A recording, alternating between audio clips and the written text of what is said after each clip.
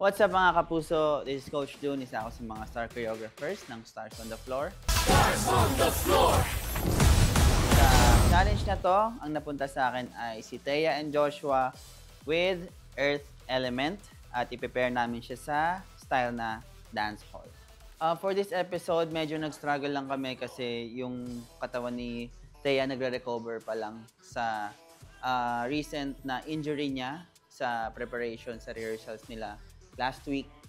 So ngayon medyo may konting adjustment in terms of kung ano yung kaya ng movement sa lower back niya.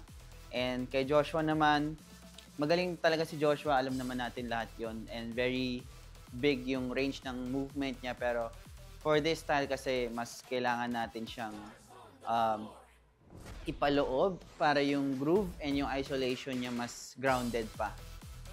So medyo konting challenge lang naman siya kasi kailangan na talaga yung posture nila andun pa rin the whole time. And medyo konting naging challenge siya for Joshua na laging sanay na malaki yung movement.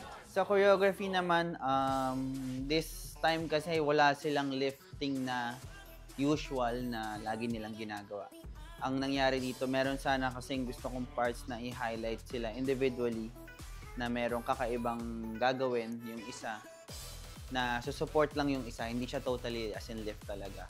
So medyo ang dami lang namin in-experiment na pwedeng gawin, and then hanggang sa may times nga na medyo naka-compromise yung level of difficulty kasi nga may tama yung lower back ni Thea, and medyo mahirap yung kung isi-switch naman natin, medyo mahirap buhatin si Josh ni Thea kasi syempre mas malaki siya and mas hindi rin sanay si Thea mag-support. So medyo konting adjust lang talaga, pero nagawa naman namin ng paraan towards this. Stars on the Floor!